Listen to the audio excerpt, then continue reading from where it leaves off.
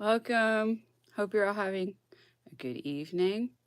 This is the Napoleon Memoirs. We're about to hear from Count Charles Tristan de Monson, the person that I believe poisoned Napoleon. I think he was a very smooth operator. These memoirs seem very accurate to me so far. And what I was ranting about yesterday is that the English naval personnel were so up in arms that Las Casas did not get up on a table and announce that he understood some English and that this was an act of dishonor when there's nothing but trickery happening to capture Napoleon. Hypocrisy. Okay, so that's the story we're telling. Welcome to it. We're going to get started right away. This mystification and piece of diplomatic chicanery proved, in fact, rather detrimental than useful, for no doubt the information thus gained by surprise from Captain Maitland and his officers contributed to induce the emperor to decide on surrendering himself to the English. This step had no other result than that of exciting the vigilance of the enemy, and the emperor's situation became more complicated than ever. It was then that Captain Poney of the Medusa came and offered to devote himself and his ship to his escape. The proposition of the second Curtius was as follows. He proposed, under favor of the night, to take the lead of the Sal, to surprise the Bellerophon at anchor, to engage her in close combat, and to lash his vessel to her sides so as to neutralize her efforts and impede her sailing.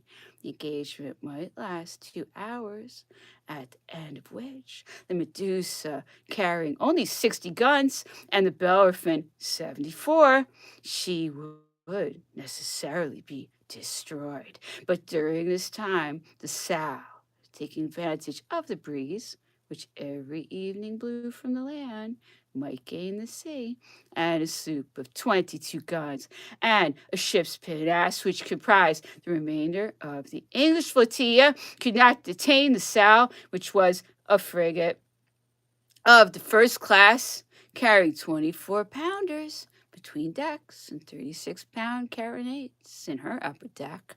Two circumstances were opposed to this heroic project: the refusal of Captain Philibert of the Sal, and the repugnance of the emperor to sacrifice the ship and her crew to his personal safety.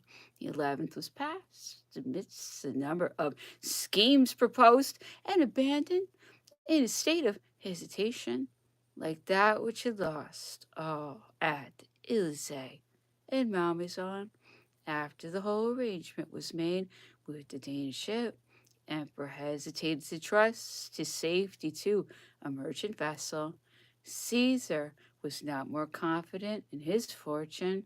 On the 12th, the Paris journals were received conveying intelligence of the entry of the Allies into Paris, the proclamation of King Louis XVIII, and his establishment in the Tuileries. The effect which this news produced upon the emperor and us all may be readily supposed. On the 13th, Prince Joseph came to the Isle of Aix once more to embrace his brother.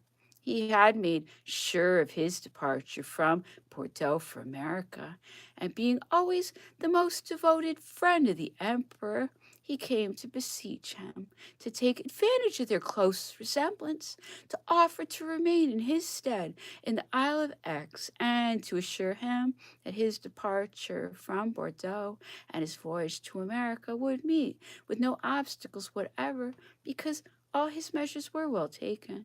Emperor could not resolve to accept the offer. He would never consent that his brother should expose himself to dangers which belonged to his destiny alone, and therefore forced him to leave the Isle of Aix and gain the Gironde whilst the communications were still sufficiently open, and that he might avoid the risk of falling into the hands of the royalists, who were already becoming threatening.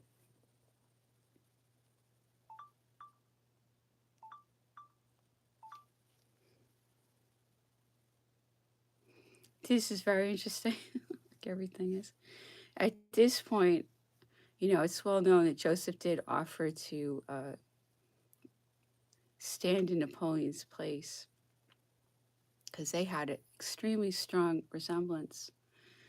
And at this time, Napoleon was giving all of his letters to Joseph because he wanted them to come out. The letters from Marie Louise, the letters from Tsar Alexander, and somehow Tsar Alexander got those letters back. But I mentioned Desiree yesterday. For all the drama Napoleon went through with Desiree, she actually kept those letters. She got her hands on those letters from Marie Louise. So we could see the truth about what Marie Louise really was. Because there is a lot of effort put out to act like she didn't know what she was doing, but she did. I think he won her over to a limited degree at a certain point, but she was there to destroy him, and she did destroy him. I want people to know these girls are dangerous. I mean, I talk about Nexium. These are dangerous girls, okay? Don't think they're just sexy girls. They're scary, and they can really bring people down. They need to be taken very seriously. Okay, so now it's going to be Las Casas in Italian. I think Napoleon's ranting last week. We were in here. I love his rants. They're my favorite thing. Okay, so where are we at now? That's a very good question. Okay, preferenza. Okay, so let's do it. La nazione, dicevamo, si riposa per ben 10 anni da ogni politica agitazione e da un anno si riposa dalla guerra. Questo doppio riposo le ha ridotto il bisogno di attività e se vuoi o credi di volere una tribuna e delle assemblee, però non le ha sempre desiderati la nazione ghettosi ai miei piedi, allorché giunsi al governo, voi dovetti ricordarlo, voi che vi ponesti nella fila delle opposizioni. Dove erano allora i vostri sostegni, la vostra forza? In nessun luogo assunse minori autorità degli occhi mi si invitava a prendere oggi tutto è mutato. Un governo debole, contrario agli interessi nazionali di altri interessi, abitudini di stare in sui difesi e di muovere all'autorità. Una guerra di puntiglio, sempre ritornato il gusto per la Costituzione, di patimenti per la aringhi, per la sola minorità che li vuole. Guardate bene dal non ingannarvi il popolo. O se vi piace meglio, la moltitudine non vuole che mi. Voi non avete veduta questa moltitudine a caricarsi sopra i miei passi, precipitarsi dall'alto dei monti, chiamarmi, cercarmi, salutarmi dei canna Parigi, non ebici a conquistare, ma ad amministrare, io non solo soltanto. Come si è detto, l'imperatore dei soldati, io lo sono, dei cittadini dei plebei della Francia, per tal guisa, malgrado il passato, vedetti il popolo far ritorno ai miei, e si dove tra noi una irresistibile simpatia, non avviene lo stesso coi privilegiati. La nobiltà mi ha servito e le si è aggregata nella mia antica Mary. Non vi è carica che non abbia accettato, richiesto, sollecitato lo vide Montmorency, de Noël, de Rouen, de Beauvoir, de Montemar, ma non vi è stata mai analogia fra noi. Il cavallo corvettava, era adesso guidato bene, ma io lo sentivo fremere. Col popolo la cosa è ben diversa, la fibra popolare rispondi alla mia. Io sono vestito dalla figlia del popolo, la mia voce opera su di lui.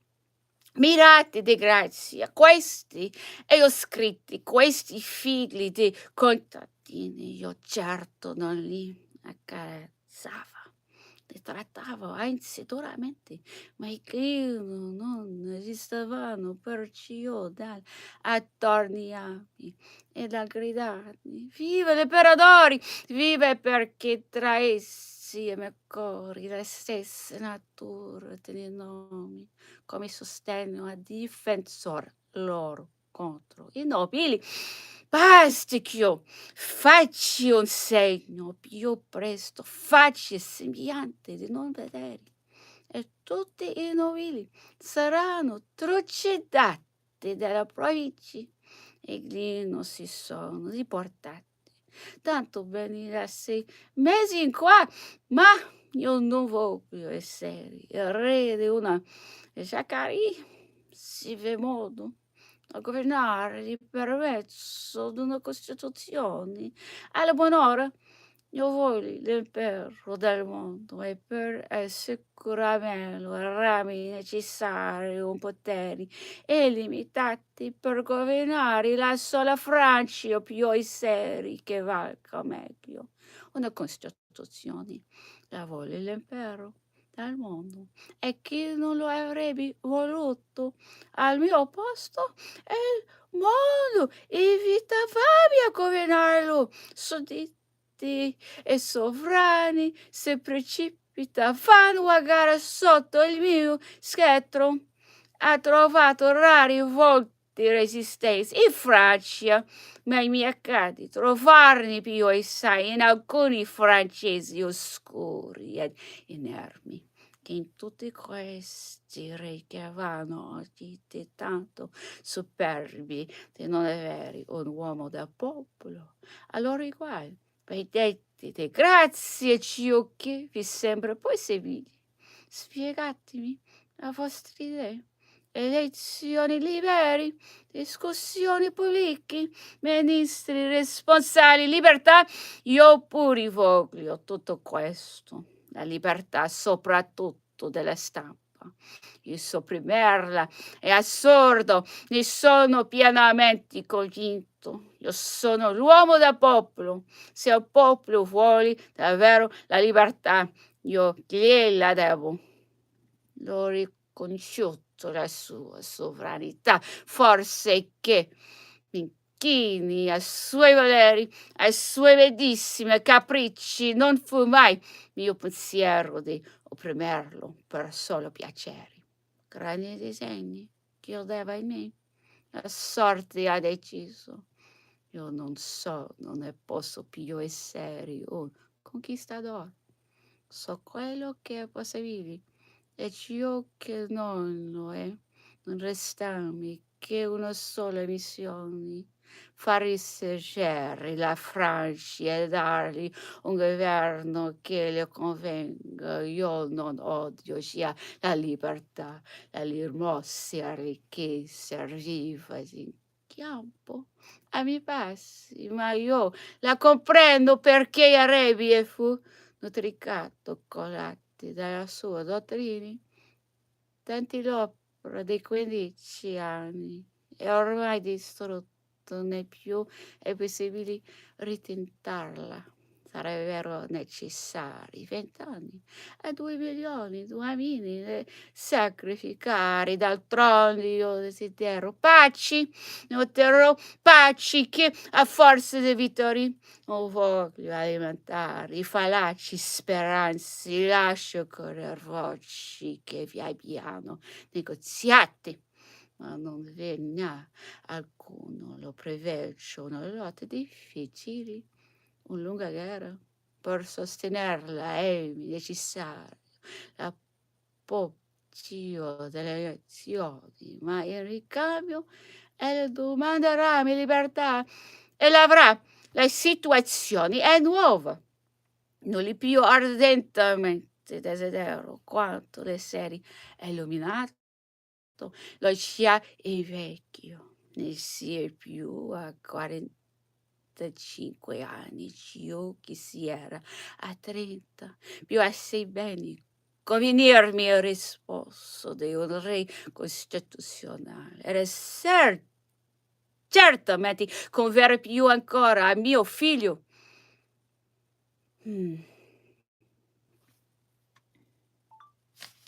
All right, Napoleon's saying that was the man of the people. He was going to do whatever the people wanted. If the people wanted liberty, he was going to do his best to give them that. He wanted to be a constitutional monarch.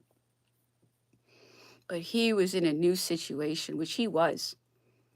And since he was constantly being attacked by these criminals and liars, and there's always been bad guys, but they upped their game at this point. And I want people to understand that. A new thing came in the late 1700s. And I like to call it Frankism. That's my name for it. Look it up. Okay, so it was a new, stronger, more organized darkness that came in. And Napoleon was a complete total genius who knew history backwards and forwards. But there wasn't a group like this.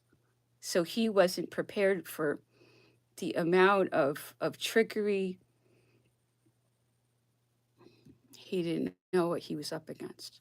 And that is what I try to do. I try to help people understand that we are up against something that's, you can't comprehend it. I have to show it to you because it's so abnormal.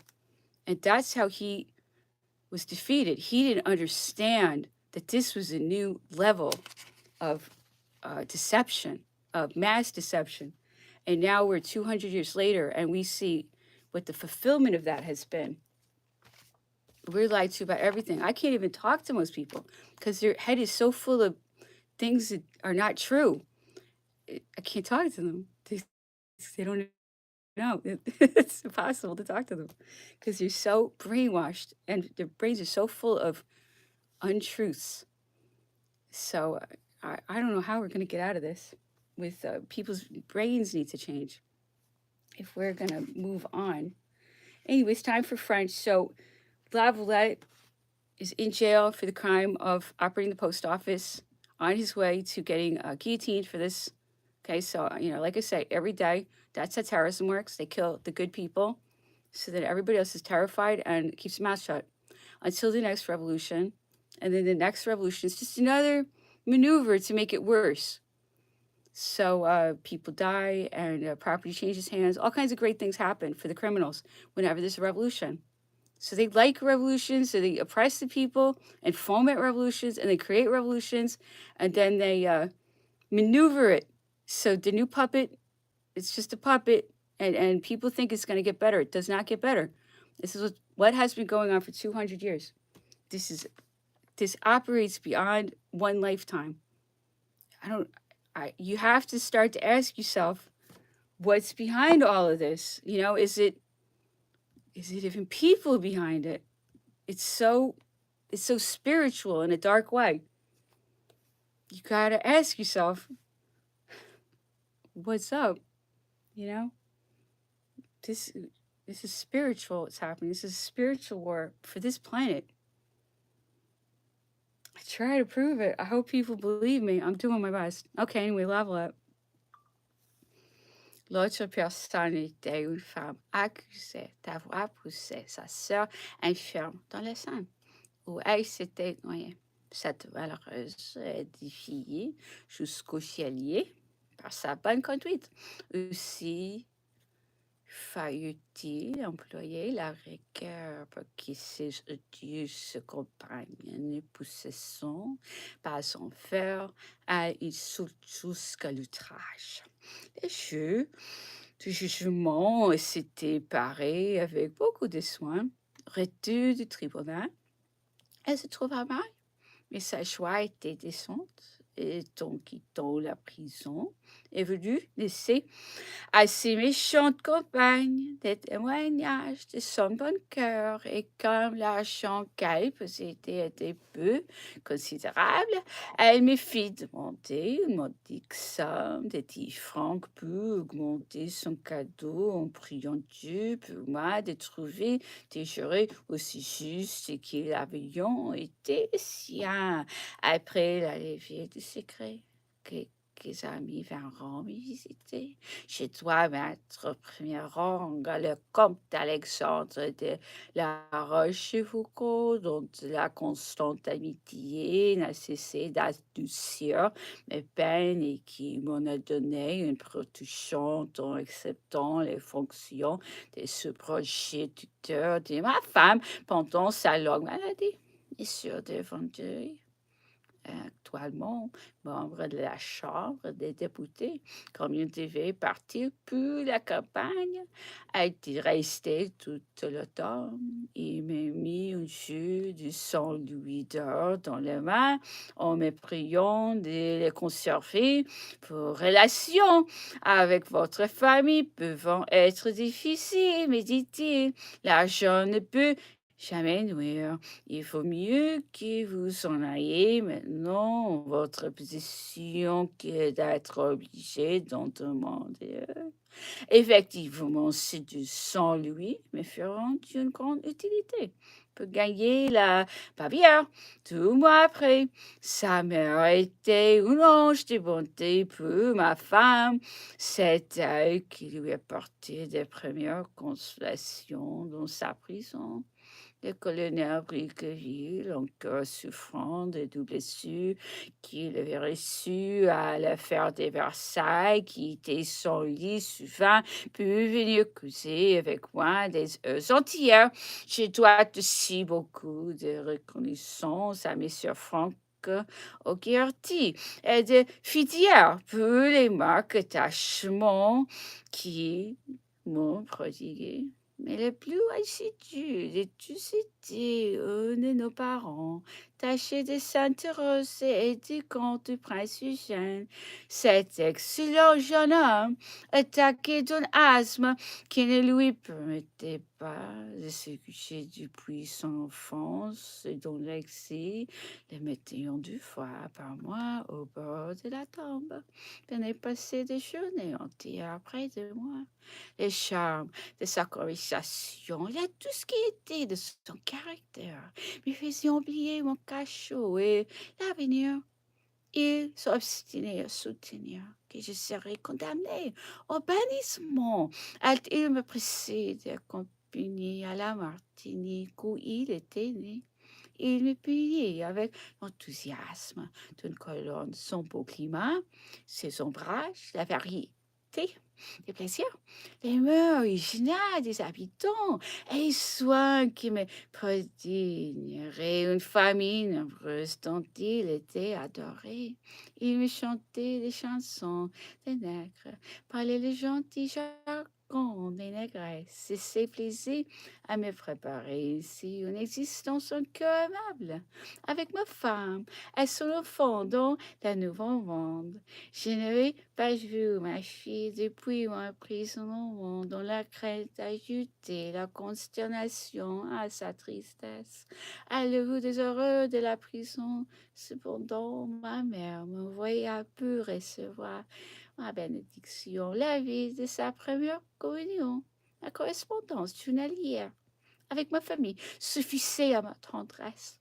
Je croyais pouvoir régler la chaleur de mon affection pour elle, mais en voyant un unique enfant paré de toutes les grâces de la jeunesse, tombant dans mes bras baignés de larmes, et bientôt à mes pieds, dans un évanouissement profond, tous les tourments, tous les angoisses de la tendresse paternelle me déchireront le cœur.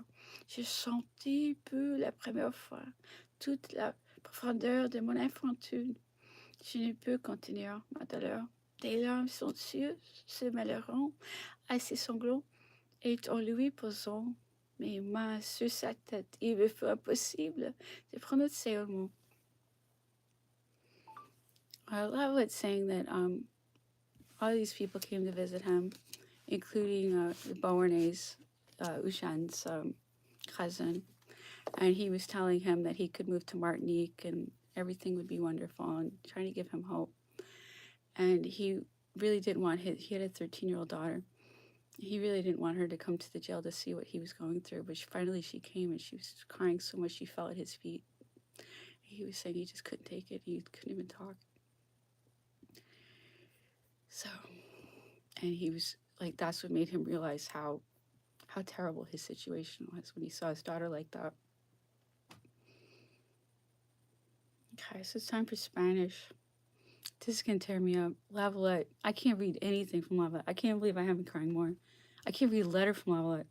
I'm very worked up about him. I mean, I have books. I can't even read them. Because he's so real. He's so honest. He's so good. He's such a good person. I know he's still with us.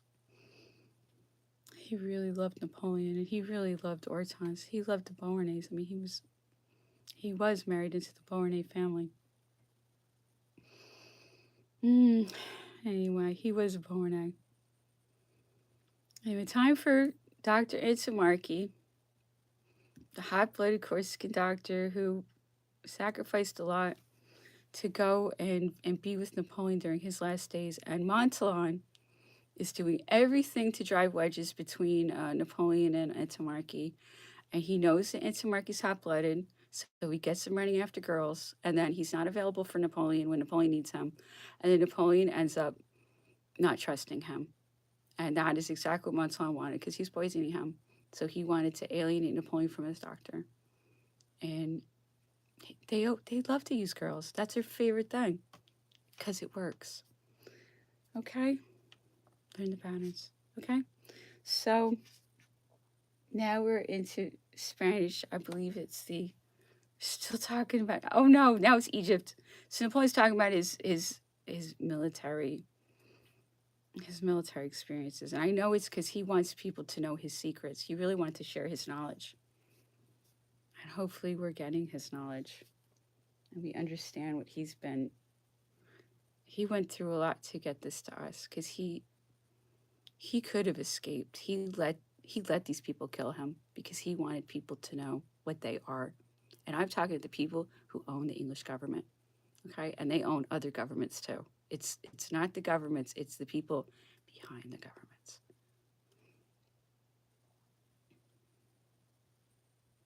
Exactly. Campaña de Egipto y de Siria, poco tiempo después de concluida la paz, Bonaparte se hizo la vela para Egipto y se presentó delante de Malta. El poder de su nombre, la confianza de su intervención y el vigor de sus ataques desconcertaron el enemigo de sus ataques. Desconcertaron el enemigo, el cual entrega la plaza que jamás había sido tomada. Desembarcaron en Egipto inmediatamente. Conocí el género de guerra que exige aquel país. Fallo la especie de las tropas que le defendían. Y prepara la táctica que se debe observar en la batalla de las pirámides en las puertas del Cairo, la del Monte Tabor en el centro de la Siria y la de Abu Qir. Son todas tres de diferente clase. Sin embargo, maniobra con una habilidad sin igual y sabe aplicar a circunstancias tan varias como nuevos todos los recursos del arte de la guerra. Pero entre tanto, nosotros erramos derrotados en Stockach y sobre el allí. Habíamos vencido en Zúrich, pero la Italia estaba perdida. Nuestros ejércitos desalentados y sin armonía en su dirección habían cesado de ser el terror de los enemigos del nombre francés. La guerra civil asolaba el oeste y el sur los partidos se destrozaban y un gobierno inepto buscaba en vano su seguridad. En la división campaña del ejército de reserva renacen las esperanzas. Con el regreso de Bonaparte en Egipto, el 18 de Brumario las consolida. Todo se repone y cede al genio que dirige, al poder que manda y a la moderación que tranquiliza. Mas no basta restablecer el orden por medio de las leyes, sino que además se precisa conquistar la paz con la victoria. Cuando Bonaparte fue nombrado primer cónsul, acababa de perderse con la última plaza que nos quedaba en Italia.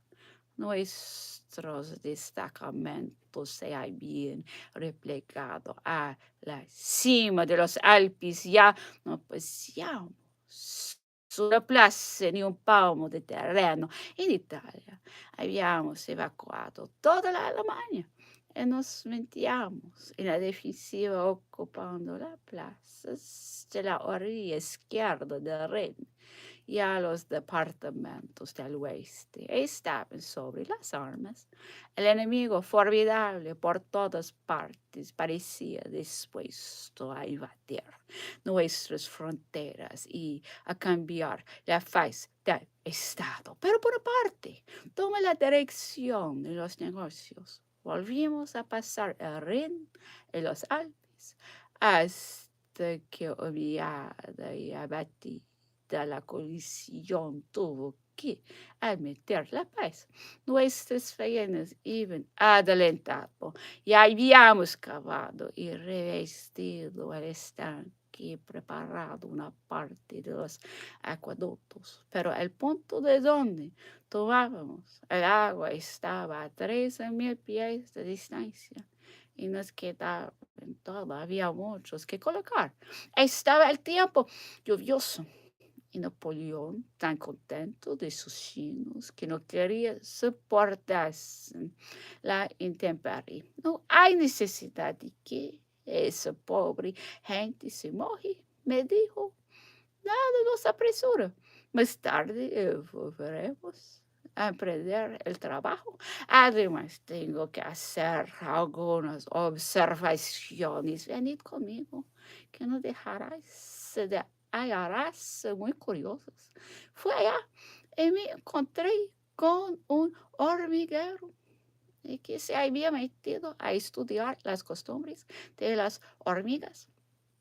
Una infinidad de ellos se había introducido en su cuarto de dormir, escalando la mesa donde continuamente había azúcar, atraídos con este cebo, habían formado una cadena hasta la azucarera, dañándola al salto por todos lados.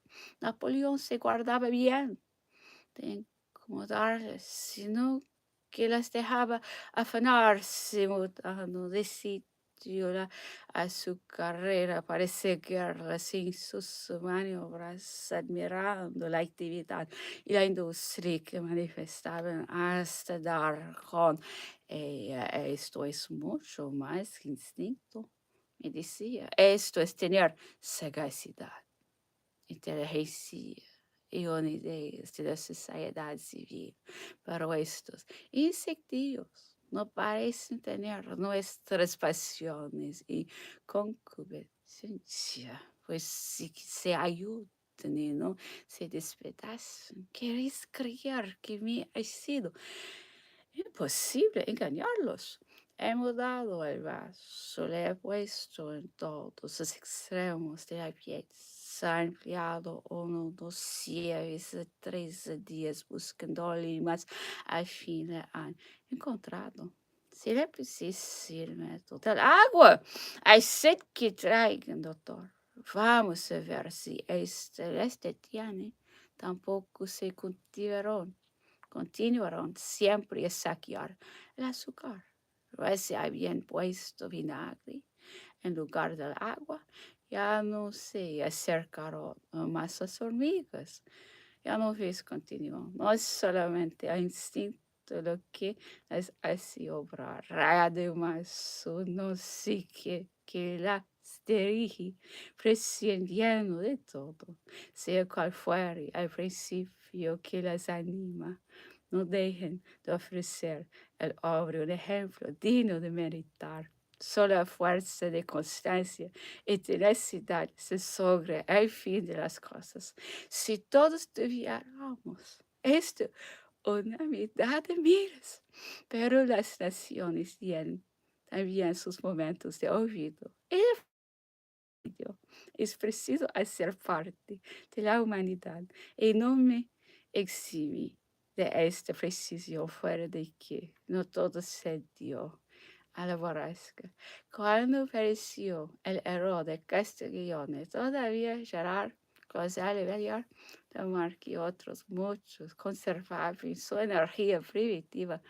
La Europa estaba enterrada e a esses soberanos tan presuntuosos se les dia no querer por su igual a un hombre popular, se eclipsaban delante de mí. Entonces se puso a discurrir sobre los nuevos dogmas que los reyes traten de defender y los derechos místicos en que se apoyan. Qué extrañas pretensiones, qué contradicciones, esa legitimidad destaca su armonio con la escritura. Las leyes son las máximas de la religión. Son tan simples los pueblos que se creen propiedad de una familia. David, que destronó a Saul, era legítimo, tenía otros títulos que los votos de la nación. En Francia se han sucedido en el trono varias familias y han formado diferentes dinastías, ya fuese por la voluntad o consentimiento del pueblo representado por las asambleas del campo de Marte, ya por los sufragios de parlamentos compuestos de varones y obispos que en aquella época representaban la nación. ¿Cuántas casas se han represado sucesivamente en Inglaterra? La de Hanover, que entró en lugar de un principio de ella, había destronado reina en el día porque así lo quisieron los abuelos de esos hombres tan susceptibles y porque era indispensable que gobernase para salvar sus intereses y sus opiniones políticas y religiosas. Los ancianos de nuestros días han presenciado las tentativas hechas por la última rama de la familia de los Estuardos para verificar un desembarco en Escocia, donde le ayudaban todos aquellos cuyas ideas y sentimientos eran conformes con los suyos, pero fue desechada por la inmensa mayoría del pueblo, cuyos nuevos intereses y opiniones recientes estaban en oposición con los de aquella familia degenerada. First of all, he's calling the royal family of England degenerates, which is always interesting. And he is rambling about a million different things. And one of the really funny things Napoleon did on St. Helena, he was so bored, he would do experiments with ants. There's so many bugs and rats in his house. He would do little experiments with sugar. And then he would like block the ants, and the ants would find other ways to get to the sugar in the water. And he's saying, if only people were as united and diligent as ants, then he could do something with them. Very sad, very profound. But this is kind of guy he was. Kind of guy who played with ants. Really funny. But he marveled at them. He couldn't believe them. He thought they were incredible. He was an amazing person. Very original. Anyway, Liz Kaz's Battle of Rivoli was still fighting the battle of Italy, taking over Italy, taking it from the Austrians, really the people behind Austria. Let's get real. Okay? Let's go. Schlacht von Rivoli. Schlussstein von Italien. Benedikt hatte neue Aushebungen von Sklavonien anbefohlen, täglich treffen neue Bataillone in den Lagunen ein.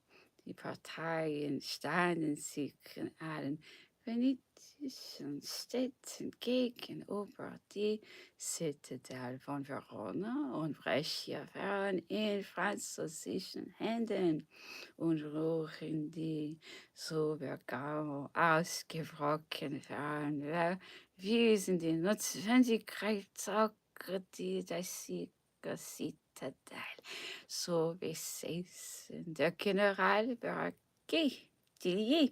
schätzte dies Verhandlungen mit Rom führten fortgesetzt, gingen aber nicht vorwärts. Die Erfahrung hatte gezeigt, dass dort ohne Drohungen und in Abwesenheit der militärischen Macht nichts zu erlangen sei. Der Obergeneral kündigte somit seinen Abgang nach Rom an, ließ den General nach Hause mit 4000 Italienern nach Bologna aufbrechen, schickte eine Kolonne von 3000 Franzosen eben dahin und tat den Großherzog von Toskana so wissen, dass es seine Truppen der dessen Staaten nach Perugia gehen werden. Dann reist er wirklich selbst ab und versuchte sich nach Bologna. Manfred Dinican, das sagt zu ihm, um für das Interesse seines Herrn zu sorgen und reiste mit der Überzeugung wieder ab, dass der französische General nach Rom gehen werde. Für diesmal würde dieser Hoffnung das Opfer aller dieser Voraussetzungen erblieb unbeweglich, obschon er mit den zu viel entverfallenen Plänen wohl bekannt war und Bären gelingen hoffte. Inzwischen war der Staatssekretär doch verwundert, als er hörte, dass der französische General zu Bologna sei. Allein der österreichische Minister sprach ihn Mut ein, indem er ihm vorstellte, dass für ihre Absichten nichts Glücklicheres geschehen könne, als den französischen General tiefer nach Italien hinzuziehen, und wenn er Rom verlassen musste, so würde das umso vorteilhafter sein, weil dann die Niederlage der Franzosen an der Elbschirm so gewiss wäre. Zustand der österreichischen Armee auf ihn sie erliegt aller Tage beträchtliche Verstärkungen. Die Gebiete von Padua, von Treviso und von Bassano waren mit österreichischen Truppen überschwemmt. 2 Monate waren und seit der Schlacht bei Kolverstrik Österreich hatte sie wohl benutzt, um die von den Ufern des Rheins, so wo sie die französische Musik und völlig wie in Winterquartieren staaten, weggesogenen Divisionen nach dem Friol kommen zu lassen. Die ganze österreichische Armee war in Bewegung geraten. In Tirol werden mehrere Bataillone ganz ausgezeichneter Schussen ausgehoben. Man fand für gut, diese Leute zu überreden, dass sie Irland verteidigen und helfen mussten Italien. Das für die Wohlfahrt Tirols so wichtig sei, wie das Eroberner die glücklichen Unternehmungen Österreichs in dem letzten Feldzug in Deutschland und seine Demütigungen in Italien hatten den Geist des Volks aufgeregt.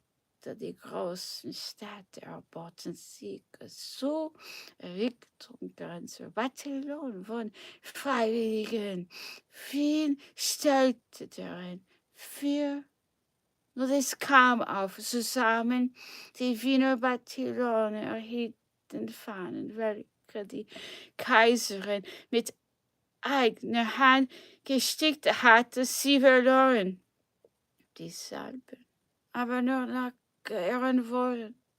Beteiligung. Die österreichische Armee bestand überhaupt aus 8 Divisionen von ungleich stärker aus mehreren diesen Divisionen. Einverleibte Kavalleriebrigaden und 2 Kavalleriedivisionen. Man schusste sie auf mehr als 80.000 Mann in streitbaren Mannschaften. All right, well, that's it for tonight. Hope you have a really good night.